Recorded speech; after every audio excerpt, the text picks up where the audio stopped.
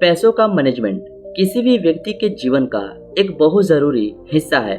जो व्यक्ति पैसों का मैनेज करना जानता है वह हमेशा आर्थिक रूप से खुश रहता है।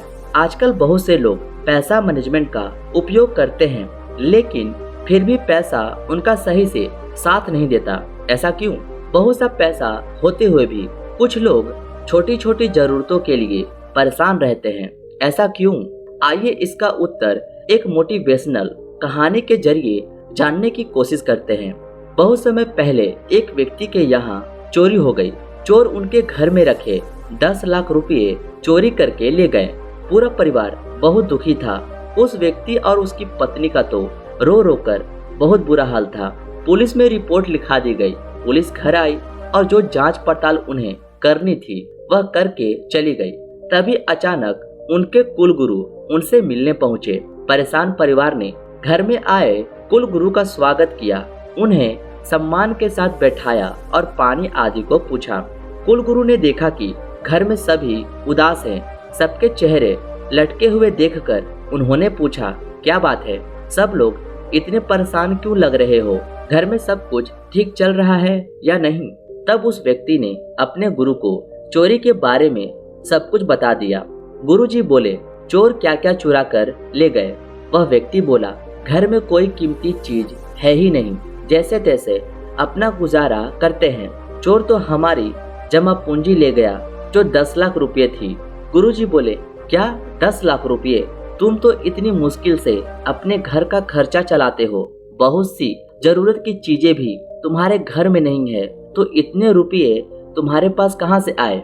व्यक्ति बोला, मेरे पिता मुझे 6 लाख रुपए दे गए थे और कह गए थे कि इन्हें कहीं खर्च मत करना और इनमें बहुत से पैसे और जोड़ना और उन्हें अपने बेटे को दे देना और उनसे भी आगे पैसों को जोड़ते रहने को कह देना। अब तक मैं इसमें 4 लाख रुपया जोड़ चुका हूँ, लेकिन गुरुजी अब मैं बर्बाद हो चुका हूँ। मेरा सब कुछ लूट गया है। वर्षों की कमाई में से कुछ भी न बचा। गुरुजी बोले, परेशान मत हो और धीरज रखो। यह बताओ कि तुमने इस जमा पूंजी में से आज तक कुछ खर्च किया कि नहीं? व्यक्ति बोला, नहीं। खर्च करता भी तो कैसे? यदि खर्च करता तो क्या इतना जोड़ पाता? गुरुजी बोले, आने वाले समय में इस धन में से कितना खर्च करने का तुम्हारा इरादा था? व्यक्ति बोला, जी बिल्कुल भी खर्च करने का इरादा नहीं था। यदि खर्च करता तो आगे और अधिक धन कैसे बढ़ता और बेटे को दिया जाने वाला धन कम ना हो जाता? तब गुरुजी मुस्कुराए और बोले, पिता द्वारा दिए धन में से तुमने कुछ खर्च नहीं किया। आगे भविष्य में भी इस धन में से कुछ भी खर्च करने का तुम्हारा कोई इरादा नहीं था, तो तुम्हें किस बात की चिंता है? व्यक्ति बोला, चिंता क्यों नहीं होगी गुरुजी, आखिर हमारे वर्षों की जमा पूंजी थी। हमारे पूर्वजों ने हमें इस तरह से धन का मैनेजमेंट सिखाया है।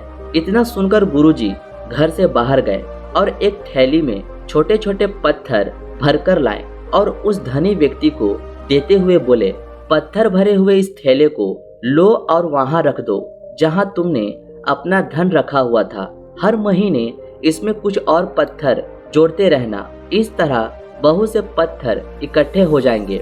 जब तुम इनमें से जरूरत पड़ने पर भी कुछ खर्च नहीं करोगे तो तिजोरी में धन क्या और पत्थर क्या, दोनों एक ही तो हैं। धन तुम खर्च करना नहीं चाहते हो और ये पत्थर तुम खर्च कर ना पाओगे, तो दोनों बराबर ही तो हो गए। अपने गुरुजी की इन बातों को सुनकर उस व्यक्ति की आंखें खुल गई। वह बोला, गलती हमारी ही है।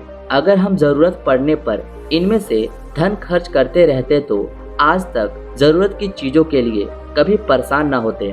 उसे बीच में रोकते हुए गुरुजी बोले, और ना ही तुम्हारा ये धन चोरों द्वारा चुराया जाता, क्योंकि तुमने घर की सही से मरम्मत नहीं कराई थी और इसी बात का फायदा उठाकर चोर घर में घुस गए।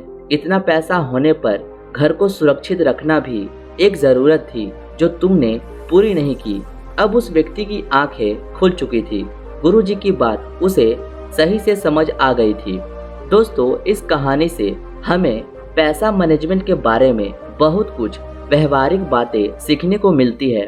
कहानी में धनी व्यक्ति के पूर्वजों ने पैसों का मैनेजमेंट के बारे में उसे बताया था कि धन लगातार बचाओ, खर्च मत करो और हमेशा इसे आगे बढ़ाते रहो, जो कि मनी मैनेजमेंट की बिल्कुल गलत व्यवहारिक सोच है।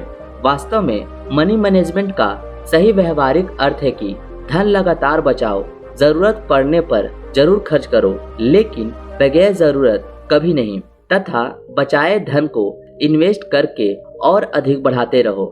सोचो, यदि आप किसी मार्केट में जाओ जहां आपकी जरूरत की बहुत सी चीजें हों और आपके जेब पैसों से भरी हुई हो, आप मार्केट में घूमते रहो और कुछ देर बाद बिना कुछ खरीदे वापस आ जाओ, तो समझ लो आपकी जेब चाहे पैसों से भरी होती या पत्थरों से, कोई फर्क नहीं पड़ता। यदि पैसा केवल जोड़ते ही रहोगे और जरूरत की चीजें नहीं खरीदोगे, तो वह जमा किया हुआ धन आपको कभी खुशी नहीं दे पाएगा। अंत में ये कहना चाहूंगा दोस्तों, जरूरत की चीजों पर हमेशा पैसा खर्च करना चाहिए और बिना जरूरत की चीजों को खरीदने से हमेशा बचना चाहिए।